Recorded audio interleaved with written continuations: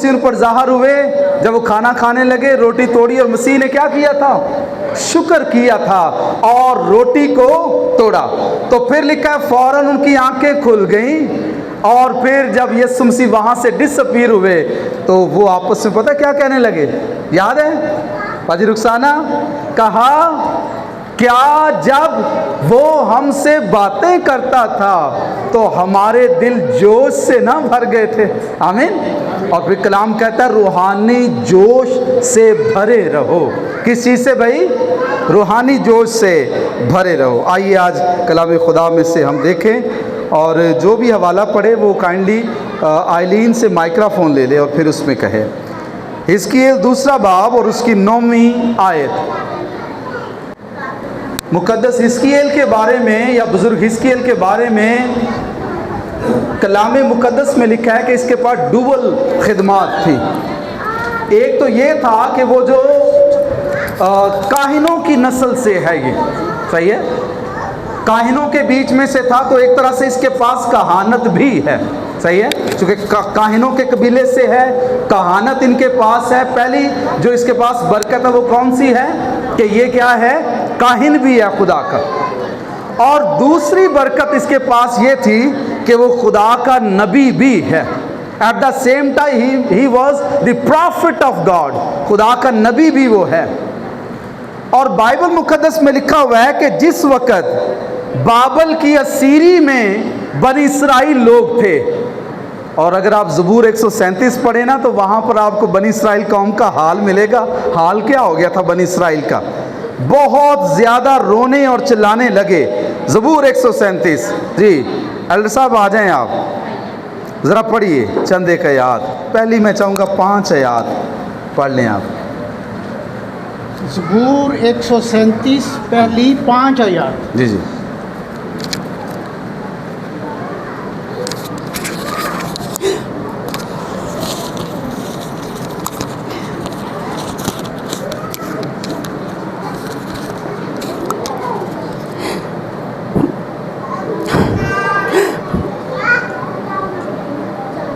हम बाबल की नदियों पर बैठे और सहून को याद करके रोए। वहाँ बैग के दरख्तों पर उनके वस्त में हमने अपनी सितारों को टांग दिया, क्योंकि वहाँ हमको असीर करने वालों ने गीत गान गाने का हुक्म दिया और तबाह करने वालों ने खुशी करने का, और कहा सहून के गीतों में से हमको कोई गीत सुनाओ। हम परदेश में खुदावंद का गीत कैसे गाएं? ऐ यरूशलेम, अगर मैं तुझे भूलूं तो मेरा दाहिना हाथ अपना हुनर भूल जाए। आमीन आमीन। सो बाइबल मुकद्दस में यहाँ पर देखिए बनी इसराइल कौम का आहो नाला और उनका रोना। कलाम खुदा में याद रखिए कि जो कसदी थे, बाबली थे, जब उन्होंने बनी इसराइल को कैप्चर कर लिया, गुलाम बना लिया, तो फिर लिखा हुआ है कि वो बाबल की नदियों के पास हैं और बेत के दरख्त, गालिबन शायद सफ़ेदे के दरख्त हैं। खैर, तो लिखा है कि वहाँ पर उनके वस्त में हमने अपनी जो सितार थी, सितार के वर्ड है क्या है? हाँ जी, सितारों को टांग दिया, साजों को वहाँ टांग दिया। और हमें असीर करने वालों ने कहा कि हमें कोई खुदावंद का गीत तो सुनाओ। और कहते हैं कि हम असीरी में, बदहाली में इस वक्त हम आज़ाद नहीं है, कैसे गीत गाएं? यही तो एक ईमानदार के लिए चैलेंज है कि जब हालात बुरे हों, जब परेशान हों, तो फिर मुकद्दस पौलुस और सिलास के साथ भी हम एक सबक सीखते हैं कि उन्होंने भी मुसीबत में क्या किया था? उन्होंने भी खुदा के ज़रूर गीत गाया था। आमीन। तो ये एक चैलेंज है हमें हिजकिय्येल की किताब से मिलता कि जब हालात जैसे भी हों तो आप और मैं भी खुदावंद के लिए गीत गा सकते हैं। तो आइए आज एक बुजुर्ग खादम हिजकिय्येल के वसीला से खुदा के कलाम को सीखते हैं। बुजुर्ग हिजकिय्येल ने सबसे ज़्यादा रोयतें देखी थी। ये एक रोया वाला खादम था और खुदा की तरफ से इस पर बहुत सारी रोयतें नाजल हुई। और अब ये एक रोया देखता है। आइए ज़रा निकाले मेरे साथ हिजकिय्येल दूसरे बाब की 9वीं आयत में। जब ये निगाह करता है तो फिर क्या देखा।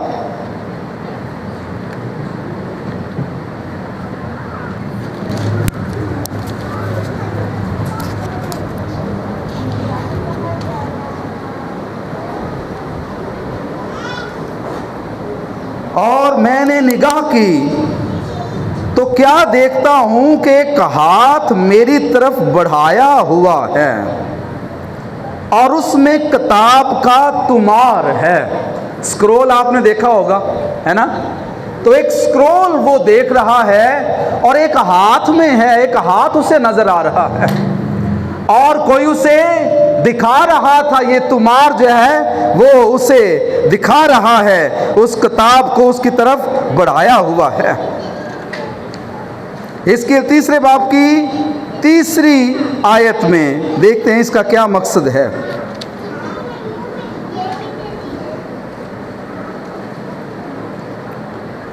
सब पढ़ेंगे जी।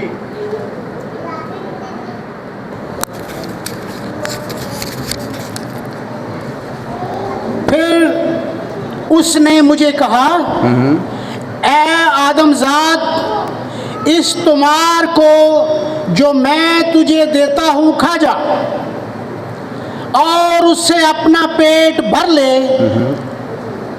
तब मैंने खाया और वो मेरे मुंह में शहद की मानंद मीठा था। आमीन। सो कलाम खुदा में लिखा हुआ है कि एक तुमार जो खुदा ने उसे दिखाया, और लिखा है कि एक शख्स को देखा है जो आदमजाद की मानंद है। और क्या कहा, उस तुमार को जो मैं तुझे देता हूं, क्या कर इसे, तुमार को क्या कर ले, इसे खा जा।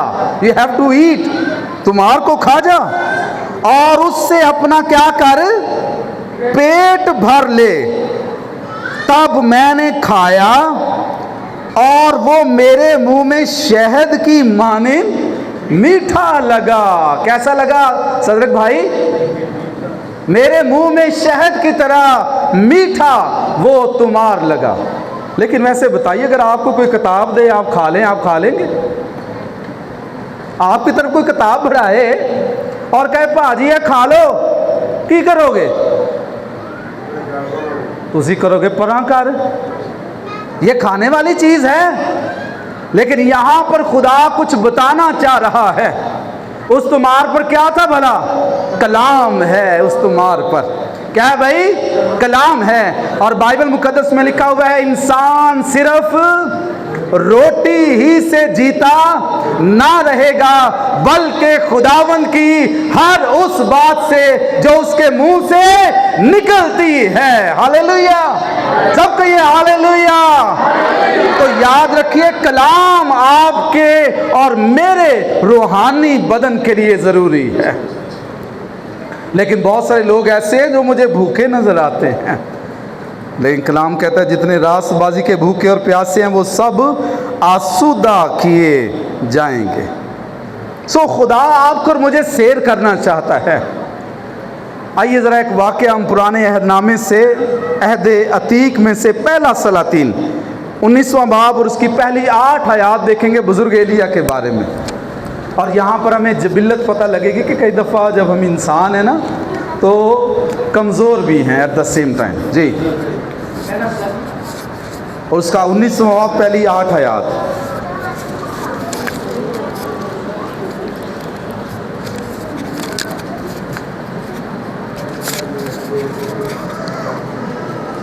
और अखयब ने सब कुछ जो एलिया ने किया था,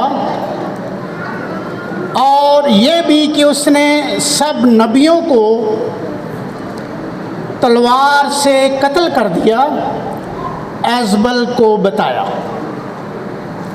सो एजबल ने एलिया के पास एक कसद रवाना किया और कहला भेजा कि अगर मैं कल इस वक्त तक तेरी जान उनकी जान की तरह ना बना डालूं तो देवता मुझसे ऐसा ही बल्कि इससे ज्यादा करे। भाई शोर ना करें आप लोग।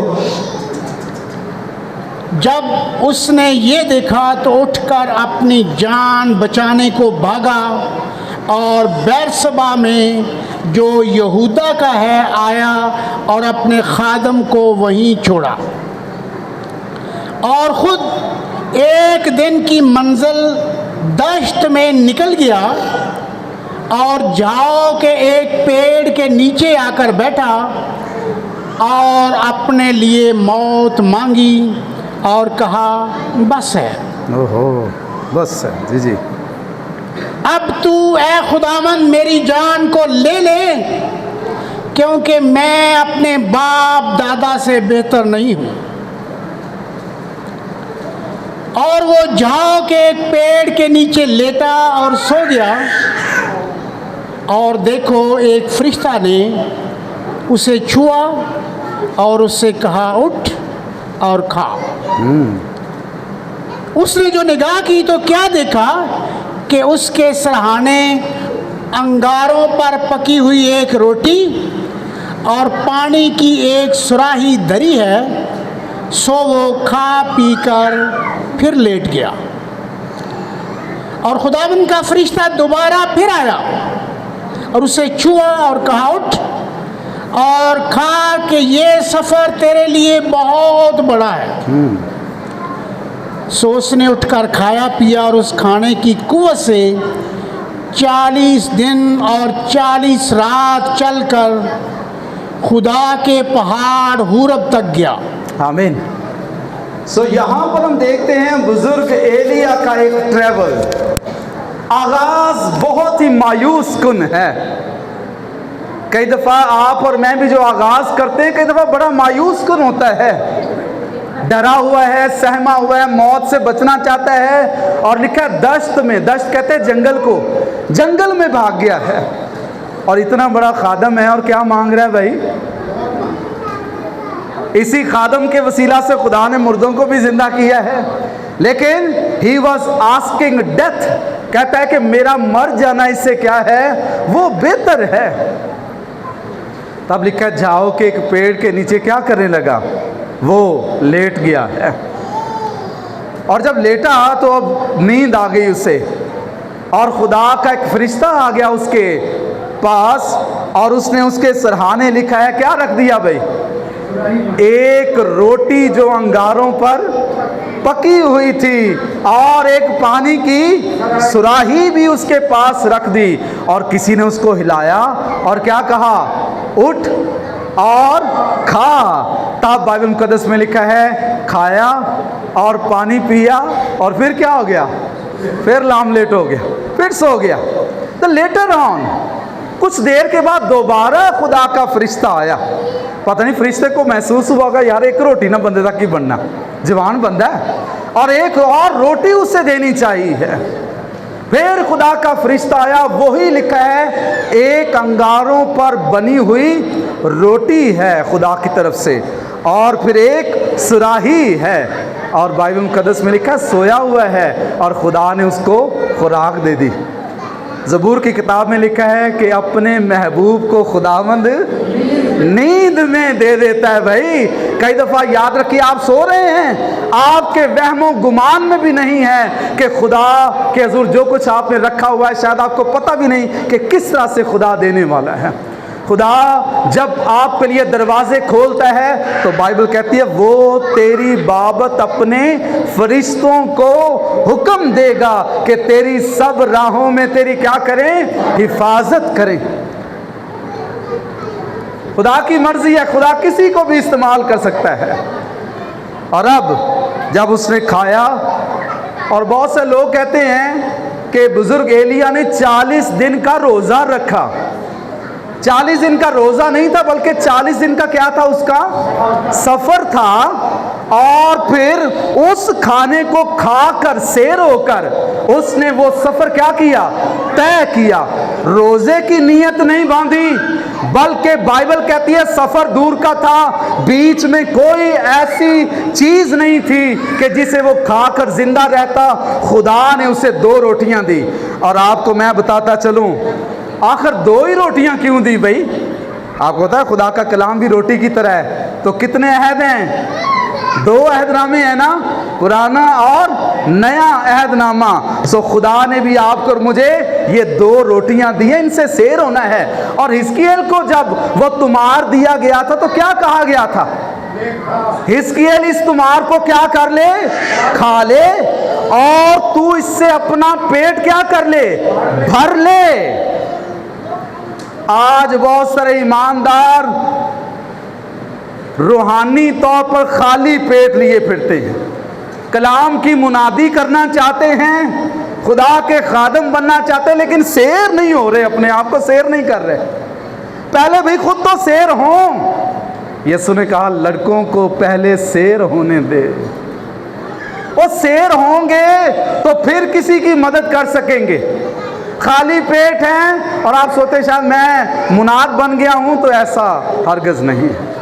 पहले शेर हूं। कलाम खुदा में एक हवाला ज़बूर 23 अयूब की किताब 23वां बाब उसकी 12वीं आयत, और इसके बाद कोई निकाल ले कुलसियों 3 बाब की 16वीं आयत। बाजी रुखसाना कुलसियों 3 बाब की 16वीं आयत आप निकालिए। अयूब 23 बाब उसकी 12वीं आयत में यूं लिखा है, मैं उसके लबों के हुक्म से हटा नहीं, मैं उसके लबों के हुक्म से हटा नहीं, मैंने उसके मुंह की बातों को अपनी ज़रूरी खुराक से भी ज़्यादा ज़ख़ीरा किया। आमीन। बाइबल मुक़द्दस में लिखा है कि मैंने अपनी ज़रूरी खुराक से बढ़कर, बुजुर्ग अयूब कह रहा है कि जो मेरे खाने पीने की चीज़ें हैं उनसे बढ़कर मैंने खुदा के कलाम को क्या किया है? ज़ख़ीरा कर दिया। मैंने तेरे कलाम को अपने दिल में रख लिया। भाई इसे आपको और मुझे खुदावंद के कलाम को दिल में रखना है, ज़ख़ीरा करना है। जी, कुलसियों की किताब, कुलसियों का खत है 3 बाब की 16वीं आयत।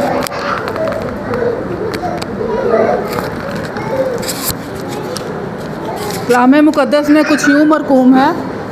3 बाब की 16वीं आयत में लिखा है, मसीह के कलाम को अपने दिलों में कसरत से बसने दो और कमाल दनाई से आपस में तालीम और नसीहत करो, और अपने दिलों में फजल के साथ खुदा के लिए मज़ामीर और गीत और रूहानी गज़लें गाओ। आमीन। बाइबल मुक़द्दस में लिखा है मसीह के कलाम को, किसके कलाम को भाई? मसीह के कलाम को अपने दिलों में कैसे बसने दो? कसरत से बसने दो। ओवरफ्लो, कसरत का मतलब क्या है? ओवरफ्लो, कोई चीज़ जड़ी डुलन लग पाए, बहने लग जाए, सही है। जब वो चीज़ जितनी कैपेसिटी है ना उससे बढ़ जाए तो उससे कसरत कहते हैं। और मसीह के बारे में लिखा है, मैं इसलिए आया ताकि वो ज़िंदगी पाएं और कसरत की ज़िंदगी पाएं। खुदा चाहता है कि इस कलाम को हम इस कदर ज़ख़ीरा करें कि ये ओवरफ्लो होना शुरू हो जाए। हमारी जब गुफ्तगू हो तो दूसरों को कलाम की खुशबू आए। मैं देखा कई बाबे ने सवेरे सवेरे जनाब जी ओवरफ्लो जड़ी चीज़ ना होया होंदा बंदा, लिखा जो कुछ आदमी के दिल में है वही उसकी ज़बान पर होगा। सवेरे सवेरे उठ के तो कई बाबे अपने बच्चों फटकारा पाते, आखन के देर फिटे मुँह तेरा, और कई एक तो गालियां निकालना शुरू कर देते हैं। सो बाइबल कहती है इस कलाम को ओवरफ्लो होने दें। अगर आपकी गुफ्तगू में गालियां हैं, बुरी बातें हैं, तो इसका मतलब कलाम को आपने ज़ख़ीरा नहीं किया, कलाम को अपने अंदर बसने नहीं दिया, ओवरफ्लो नहीं हुआ ये कलाम आपके दिलों में। तो बाइबल कहती है इस कलाम को अपने दिलों में कसरत से बसने दो, ओवरफ्लो हो जाएं इससे। और मैं आपको बताऊं, जब खुदावंद यीशु मसीह के पास जब इब्लीस यानी शैतान आया तो फिर यीशु मसीह से क्या कहने लगा कि तू अगर मुझे झुककर सिजदा करे तो ये सारी चीज़ें मैं क्या करूँगा? मैं तुझे दे दूँगा। खुदावंद यीशु मसीह तो खुद कलाम खुदा है और कलाम भी यीशु मसीह को याद था। और यीशु मसीह ने कहा कि ये लिखा है कि सिर्फ खुदावंद ही को सिजदा कर। आमीन। देखिए याद किया हुआ था कलाम तो फिर काम आया ना। तो जब कलाम को ज़ख़ीरा करेंगे, ये आपकी और मेरी रूहानी जंग में, वारफेयर कहते हैं अंग्रेज़ी में, वारफेयर में आपकी मदद करेगा। कई एक जंगें मैंने रूहानी तौर पर लड़ी हैं। मैं बड़ी गुर्बत में से निकला हूँ, यकीन करो, बहुत गुर्बत में से निकला, परेशानियों में से, दुखों में से निकला हूँ, मैं ऐसा खादम हूँ। और फिर मैं आपको बताऊँ, लेकिन हमेशा खुदा ने मुझे बताया किस तरह से कलाम के वसीला से तू ओवरकम हो सकता है। जब भी चैलेंजेस आएँ तो कलाम को सामने रखिए, कलाम को याद रखें, तो फिर आपकी बरकत है। बहुत सारे लोग हैं जो कलाम को अहमियत नहीं देते, कलाम को जब वो वैल्यू नहीं देते। मैं एक कहानी आपको सुनाना चाहता हूँ जो लाहौर के खादम ने सुनाई। कहते हैं कि मैं एक घर में जाया करता था, तो वहाँ जब मैं घर में गया तो मैंने कहा जी कलाम को सब लोग खोलें, और फिर हमने कलाम को पढ़ा और फिर कलाम बंद करके और फिर दुआ की मैंने, और वहाँ से मैं चला गया। ऐसा हुआ कि उनके शायद कुछ पैसे थे, तो उस बेटी ने कहा कि लगता है पादरी साहब ने शायद भूल से या जैसे भी, लेकिन हमारे पैसे पादरी साहब ले गए। उस बेटी को ऐसा लगा। खैर कहता है मैं 1 साल के बाद दोबारा उसी घर में गया, और जब मैं वहाँ गया तो उन्होंने खैर डरते डरते पूछ लिया, पादरी साहब इस तरह से जब आप आए थे तो हमारे घर में इतना अमाउंट था, तो हमें ये लगा है कि शायद आपने वो पैसे ले लिए। तो कहता चलिए आइए कलाम को खोलते हैं। और कहता वही बेटी जिसने लास्ट टाइम उस कलाम को खोला था, उसने जैसे ही बाइबल मुकद्दस को खोला तो वो जो पैसे थे उसका जो अमाउंट था उसी किताब में पढ़ा हुआ था, बाइबल मुकद्दस में पढ़ा हुआ था। तो पादरी साहब ने कहा मुझे लगता है कि आपने पूरा 1 साल बाइबल मुकद्दस को नहीं खोला। तो कहता है मैं दिल में बहुत रंज भी मुझे हुआ, लेकिन दुख हुआ कि पूरी 1 साल का अरसा गुजर गया, लेकिन इस घर में कलाम नहीं खुला। याद रखिए, जिस घर में कलाम खुलता है उस घर के लिए आसमान खुलता है, और जो दरवाजे कलाम के लिए बंद हैं उन दरवाज़ों के लिए आसमानी दरवाजे भी बंद हो जाते हैं। आइए आज कलाम को अव्वलीन दर्जा दें, अपने बच्चों को कलाम सुनाया करें, बच्चों से कहें आज सब्बत का दिन है, आओ हम खुदा के घर में चलें। और ज़बूर में लिखा है मैं खुश होया जदों मैनू आखन लगे कि आओ यहोवा दे घर चलिए। पर कुछ लोग पुट्ठे ज़बूर भी गाउंदे ने, मैनू दुख होया जदों मैनू आखन लगे कि आओ यहोवा दे घर चलिए। सो आइए अपनी आंखों को बंद करें खुदा के हुज़ूर और कलाम से मुनव्वर हो जाएं। कलाम ज़िंदगी है, कलाम शिफा है। तो अपने कलाम को नाज़िल फरमा कर लिखा है हमें शिफा देता और हमारे ज़ख्मों को बांधता है। खुदावंद आपके साथ हो। आमीन।